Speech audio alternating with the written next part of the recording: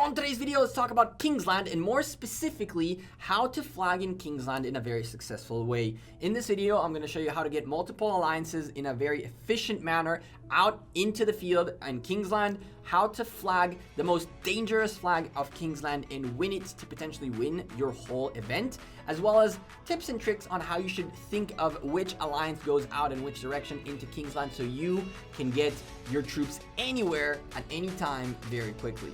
So sit back, smash a like on the video.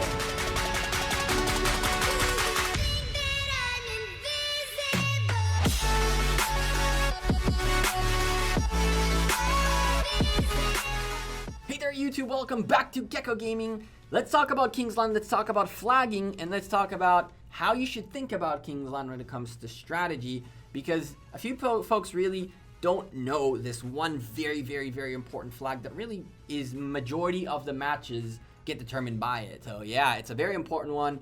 There's a couple of weak spots that you should know about in Kingsland. But before we start though, I'm a sponsored content creator by Rise of Kingdoms. If you enjoy the content, slap a like on the video, subscribe to the channel, hit the bell to get a notification every time I upload a new video. We try to do it every single day. We've been kind of slacking lately. I've been having a little bit of a creative block as well as a little burnout, and all the likes and subscriptions and you guys commenting and all that is pushing me through it, and I'm sure that I'll get back on the horse and do this full time 100% like I've been doing for the past 2 years. Just a little drained right now. With that being said, let's not get drained out of Kingsland. Very quickly, if you don't know what Kingsland is the middle part of the Kingdom versus Kingdom map. This one specifically is for Light versus Darkness, Season 3 or beyond if you choose to play it after that. And the way this event works is each of these passes in theory belongs to one kingdom that are going to come out and duke it out in a 4 versus 4 Light versus Darkness to try to take over Kingsland. The way the map is divided, we'll go with yellow for light and blue for dark, just for the sake of our video, is a lightness team or a light team, and a light team versus a dark team, a dark team, a dark team, and a dark team. All blue teams against yellow teams. What ends up happening is more often than not, the big boys are next to each other, and the kingdoms that are in relatively close power to each other get placed next to each other. That's in theory how it should be. AABB, you get AABB or AAAA or AAAA. So the A's go against each other as quickly as possible. If you take a quick peek at how this is in theory meant to be played, and we're going to go very quickly over just like super basic things about the map layout. The blue teams are supposed to push this way, and the red team and the yellow teams are supposed to push the same direction, right? This way. What this created is an interesting situation in a map where you're not really fighting for all of this. What you're really fighting for, and where the majority of the fights happen, are within your own quadrant of the map. If you take a quick peek at my very not so straight line, ignore it. I'm freehanding this. Slap a like on the video if you enjoy this kind of stuff. Essentially, each pair is going to fight in their own quadrant, and the idea behind this is either team needs to do one of two things. Either team needs to do both things, but they got to get one of them done and then the other one gets done too. Either win your own quadrants fight, or if you are for the sake of argument the yellow team and the blue team is really tough and you don't want them to go help someone else, you're not going to win your quadrant. But what you can do is you can attempt in some shape or form to create blockades to potentially not allow blue team to cross above you and make it through to another quadrant. The place where Kingsland start getting lost is when a team manages to jump quadrant to go help one of their allies in their fight. So long as you can maintain yourself and your enemy within your own quadrant, you're in an equal footing. for the record, I have seen teams who have lost their quadrant essentially, but at the same time, for example, this blue team might lose theirs, but at the same time, they started going in this direction and kind of built themselves a little bit of an area in this side so that they can go help their allies, which then later on worked out very, very poorly as they couldn't take over back this, as yellow down here managed to establish themselves really well. Now that you have all of this in your head, let's go talk more concrete parts of this map. One of the most important things that you need to remember is that in Kingsland you cannot drop fortresses, which means your alliance territory stays active as long as it's connected to a pass that is connected to a fortress or to a flag that is connected to a fortress. You can do that by hopping the wall. One of the only ways you can get more than one alliance out at this point is by hopping walls and being able to field more than your one alliance that represents your kingdom. And so there are two very, very, very, very, very common places to drop flags and fortresses for hopping walls. Both of them are literally right next to the passes. If you are in an alliance that is determined to go hop the wall, you can theoretically in Kingsland create a position for 3 alliances to very successfully and easily play on the field and have territory and be impactful. More than 3 alliances gets a little bit rough, but in here it's a little bit easier to get 3 in. More than that, not really worth it. Team A, Team B, and Team C. Essentially, Team A is gonna hop this wall right here. Team C is gonna hop this wall right here, and Team B is gonna go through here. And so the flagging is going to go so that A will have a flag here and C will have a flag here. Now this causes usually trouble, and I'll tell you why. Because if you don't plan your flags well enough, then essentially what you have is sort of like a funnel in which A and C are now blocking B from me being able to go either this way or that way, so B has to go further up. So when you are creating your flagging strategies, remember that as we talk more in depth about flags and how to drop them, just to show you really quickly the weak areas, it's actually mind-bogglingly simple. If you drop a fortress, I believe you can drop a fortress even right here, somewhere in here, and it'll have enough space so that this flag can touch this fortress right there. But even if not, if you take a look at this flag, that's the limit of its territory, and thank you to Kill Squad for making me an R4 so I can show you all this. If we go in here, I can literally drop a flag right there that touches this flag and hop the wall just like that. So that's the one side, and then on the other side you also have a very, very, very, very, very similar thing right down here where you can, and we did, drop a fortress right there, or you can drop just a flag right in here. And then if you go take a look right there, this flag touches it right there. So these 2 flags would touch, and then you can hop a wall. Now, hopping walls is very useful and very important, but there is one of these 2 hops is the most crucial one, and it's the most important flag you'll drop in the game, and it's where most kingdoms make the mistake when it comes to flagging in Kingsland. Like I mentioned to you all previously, the way Kingsland works is you have your quadrants, and your fight is happening between these 2 kingdoms right here. The most important territory between these 2 kingdoms is quite literally the area between the 2 passes. So all of this right here, all of this is complete fluff if in the area between the 2 passes, either side completely dominates, because guess what? You can't get through. You can hop a wall, but you'll see what I mean momentarily. As soon as Kingsland opens up, way before you drop the pass, as soon as you start rallying the pass, I recommend you pop your skillful craftsman on. Once the passes start dropping and people pour into the map and it gets super laggy, skillful craftsman stops working. So I told KS, in my opinion, and they knew this too, right? In my opinion, as soon as our pass is like 50% health, pop that skillful craftsman, or do it like as soon as the rally starts hitting. It's worth to lose 5 minutes of the 1 hour thing than to not have it at all, right?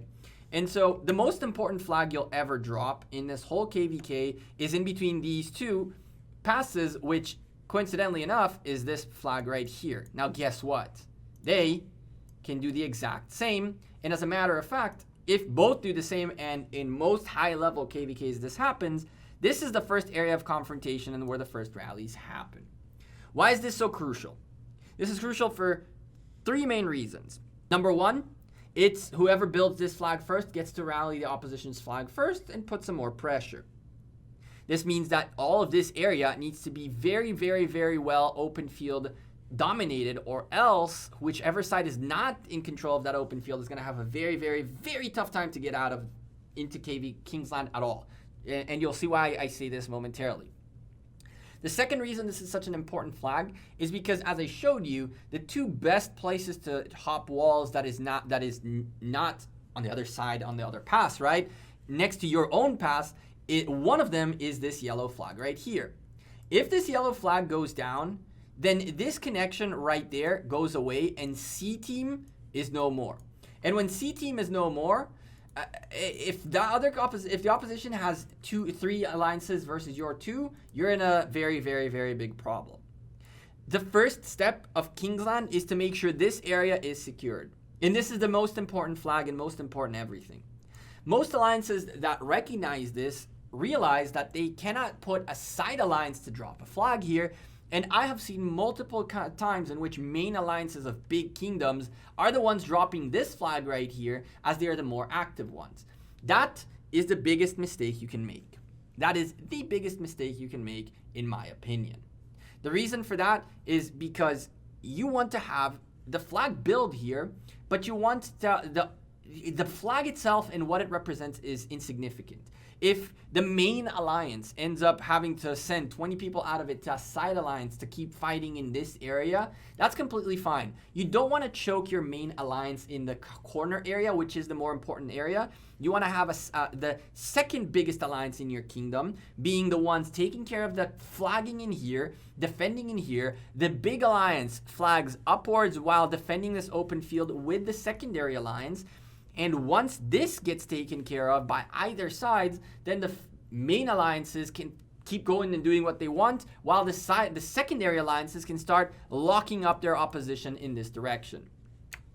So this leads us to our flagging strategy, and this is a generically look at a big picture kind of strategy. We're not going to show you flag by flag where to drop them, but I want to give you a train of thought on how to think about your flags. In my opinion, and I might be completely wrong, but I've seen KVKs that ended up very, very, very, very, very well when people did something similar to this. In my opinion, the best flagging strategy goes as following. So you have A team, well, we'll call them A team being the bigger team in here. You have B team in here, and you have C team in here. Now, the idea of C team is it's supposed to do 2 things. It's supposed to start building a infrastructure towards getting to your alliance, to your allies, while not choking the wall. And I'll explain what I mean by that in a second. And at the same time, the C team's job is to start making sure that if by any chance our opposition is gonna fall, we need to make sure that our allies to our side are going to fall. We need to make sure that someone is able to hold this line right here while the big boys are fighting the big boys back here. So the C team's job is to flag up a little bit and then lock up this area and try to make sure, of course, to keep wall control. I'll explain what wall control means in a second. The job of the A team is a little bit of a weird one, because the A team is going to essentially flag upwards, and then based on how the field looks like, they'll make their decisions. This is a dynamic place. Why? If the C team, if there's a very, very, very strong pressure this way, or there's a very strong pressure even this way somehow, the A team is going to have to be able to supplement the rest of the teams with either protection from here or back up this way. So the A team needs to be able to get through while the C team and B team take care of the sides. The whole point is the C team cannot build another flag up until the A team has built one above them, so that there's always a gap for which the A team can get through if they need to. So you don't necessarily want to build all the way up, but you can get yourself a good established area in here with your C team. Your B team is the one that's going to take the biggest beating early on. Their job is going to be to drop this flag, and all hell breaks loose with the most lag in the game, the worst part of the game, the hardest part, the hardest fight, because it's the one that's going to lag everything and anything because there's way too many marches on the field and too much happening in such a small zone. But it's the most important part of the map. It's this confrontation right here. As soon as this flag drops, the most important thing about the flag dropping first is that whoever drops their flag first, on top of being able to rally their oppositions, gets to drop the next one. And the next one is essentially a choking one. Essentially, you need this flag to drop to build first, so your second flag builds before their second flag, and that way you can choke them out this way. If you manage to do this as the B team, then their team will have no choice but to try to build up here to try to get around you and fight in this direction and then go this way. And essentially, B team is pushing their opposition, which we will call Z team for now, Z team away from the pass and away from the connection. Your biggest choke point sits right here. All of this is essentially, you have to have all of this area in order to secure the rest of your flags. That's how this works. So I don't really want to get this to be too long of a video. I do want to just give you a basic concept, and we're going to get a part 2 into this with more specific flagging and more specific ideas. But I want to start this conversation as to flagging strategies and essentially placement on the map. On the next video, we're going to focus more specifically on this corner right here, how to deploy a successful strategy flagging as well as open field fighting to guarantee that this area right here belongs to your side. But like it or not, that is the most important area in KVK, and it's the one that's going to determine the pace of where any kingdom goes, and it applies to every single one of these corners. The best way to stop your opposition from going out of their way to help their allies against your friends is by making sure you own the corners. If you own the corners, it means you can continually attack the root flags that are connecting the rest of all of these territories right here that these guys are going to be building. And so if you can attack this flag right here and then this flag right here, all of them, the rest of them are done. You really want to make sure you fight on this corner, and that is the most important corner of Kingsland, the most important place to defend, the hardest place to defend, and essentially, honestly, this right here, this right here, this right here, and this right here determines who wins all of that. Anyway, what do you think about this flagging attempt of a video? I've never made one of these, so let me know in the comments down below. How would you like them to be? Do you like this kind of like explaining the strategy, explaining the overall big picture, like diagrams on the screen kind of things? Do you want to see like actual flags dropped and all that and kind of hop between Lost Kingdoms, see how other kingdoms have been doing their flagging? How else do you want this to progress? The next section, the next segment of this series is going to go all about this corner, and then finally the third point that I want to make in probably a third video is how to coordinate 3 alliances, a C team, an A team, and a B team, so that there is a way for essentially this kingdom right here to be able to sustain whichever type of fighting the kingdom desires to fight. For the record, the B team, honestly, even though it's the secondary team, quote unquote, has the biggest task, which is fending off the close opposition. And once they fend off the close opposition, to lock everything up and keep it nice and tidy. So the B team is really the important team, but it cannot be your strong team. You have to have your strong team being able to make any move they need to be making in order to potentially come and successfully help the rest of this KVK. You cannot get bogged down with your biggest alliance only having territory here. It just will not happen. Anyway, I'll see you all sooner rather than later. Enjoy the rest of your week and take care. Have a good one. Peace.